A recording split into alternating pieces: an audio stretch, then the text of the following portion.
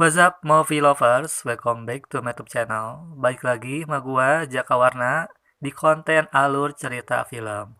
Apa kabar kalian semua hari ini? Semoga semuanya selalu dalam keadaan sehat dan tetap semangat ya. Oke movie lovers, alur cerita kali ini akan bercerita tentang film horor Thailand yang berjudul Inhuman Kiss yang dirilis pada tahun 2019 lalu. Film ini bercerita tentang seorang gadis yang bernama Sai yang di setiap pagi ia selalu melihat bercak darah di kasurnya. Ia pun sendiri tidak tahu apa yang terjadi kepadanya. Lalu, seperti apa kisah selengkapnya? Langsung saja kita ke inti ceritanya. Selamat menyaksikan. Film diawali dengan 4 orang anak, yaitu Jed, Ting, Sai, dan Noi. Mereka sedang bermain petak umpet dekat rumah tua yang di dalamnya terdapat sebuah peti. Sai dan Noi bersembunyi di rumah tua itu. Di dalam, Sai melihat sebuah peti. Namun, tiba-tiba di belakangnya muncul Kreswe atau Kuyang. Scene pun berganti. Tampak Noi kini sudah menjadi gadis dewasa. Setiap pagi, ia selalu membersihkan bercak darah di kasurnya. Sai bekerja menjadi seorang perawat di klinik di desanya. Tampak Jed, teman masa kecilnya, sangat menyukai Sai. Namun, Sai menganggap Jed hanya teman biasa. Jed selalu bertingkah konyol demi mendapatkan perhatian dari Sai. Lalu ada seorang pasien bocah yang terluka di bagian kakinya.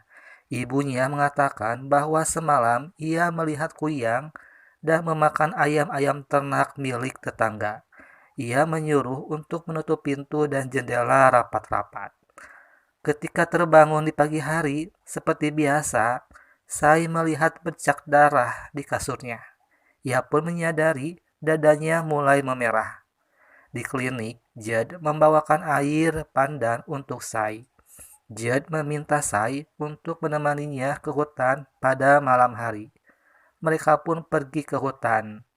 Ketika di hutan, mereka melihat sebuah cahaya api dan ternyata itu adalah Noi, teman masa kecilnya, yang baru pulang dari Bangkok. Saya saat itu sangat senang sekali melihat Noi dan berpelukan. Jed pun merasa cemburu. Namun, Noi pun tidak sendirian. Ia membawa sekelompok pemburu kuyang yang dipimpin oleh Ted. Mereka merasakan ada kuyang di desa tersebut, sehingga membawa mereka untuk memburu kuyang tersebut. Jika tidak ditangkap secepatnya, maka akan menjadi malapetaka. Malapetaka itu akan datang jika si kuyang itu meludahi air.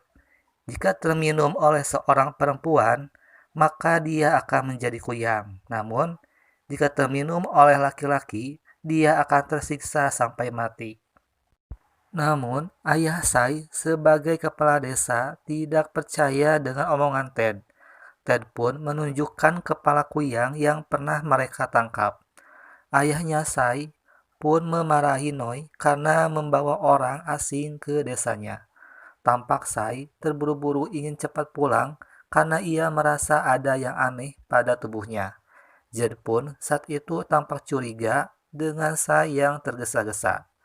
Keesokan harinya, Sai bangun dan melihat lagi bercak darah di kasurnya.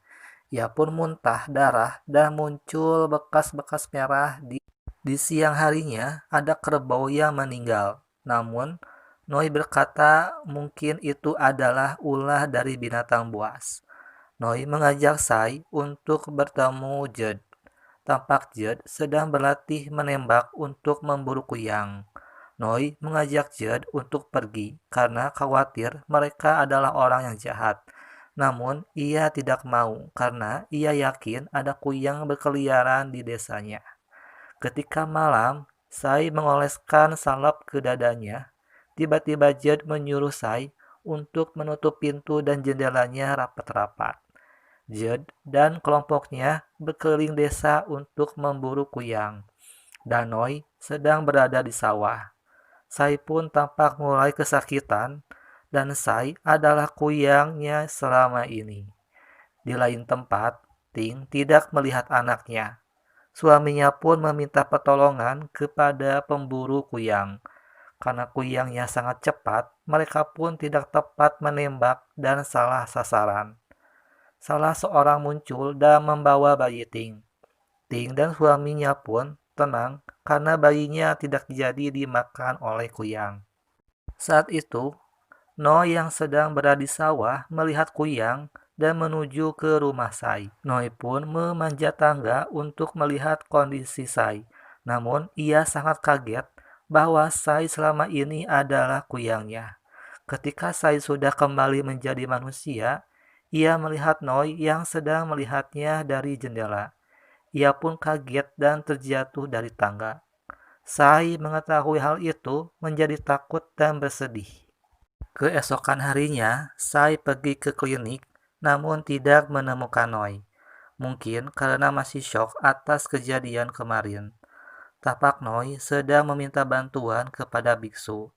Biksu itu menjelaskan bahwa kuyang tidak akan melukai manusia. Kuyang tercipta karena ilmu hitam yang membuatnya menjadi seram. Kuyang perempuan disebut Kraswe dan yang laki-laki disebut Krahang. Kesimpulannya, Noi harus mengikuti kata hatinya, apakah ingin membunuhnya atau tidak.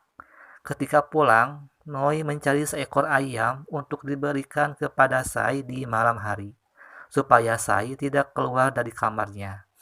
Keesokan harinya, Sai tampak senang melihat Noi berada di klinik dan memeluknya karena masih khawatir atas kejadian waktu itu.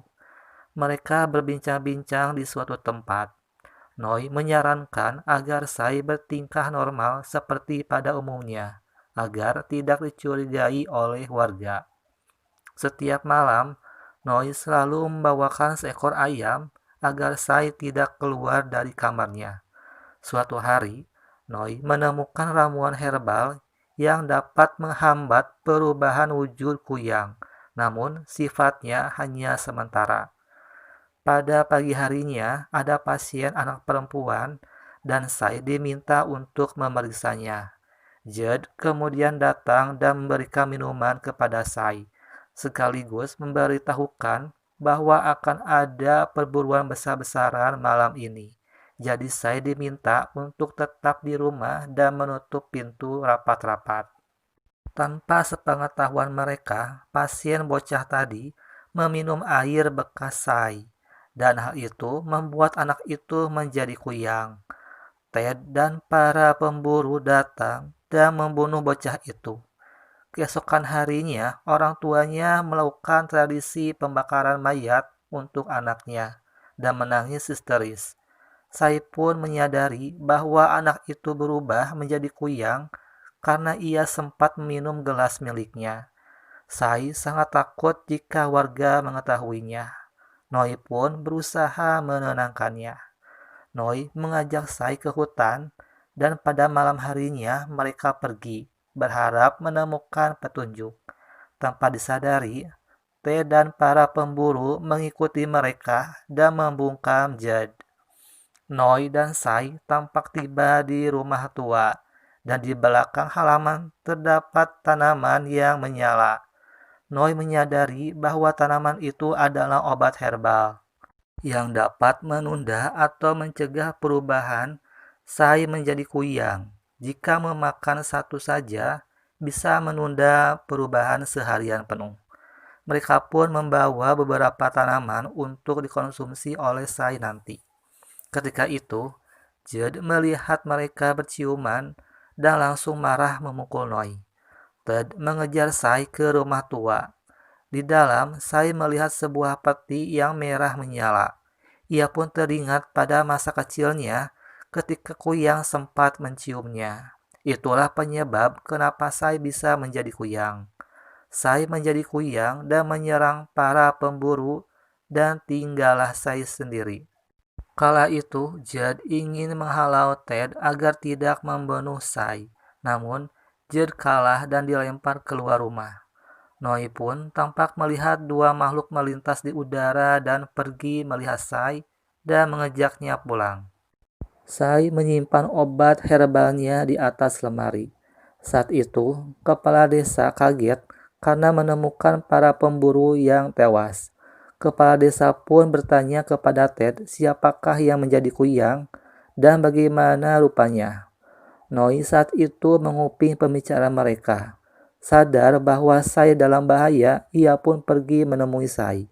Tapi di tengah perjalanan, ia merasa kesakitan karena kemarin ia sempat berciuman dengan Sai. Warga desa pun bergegas pergi ke rumah Sai untuk membuktikan bahwa ia adalah kuyangnya. Kala itu, Sai mencari obat herbalnya karena hilang.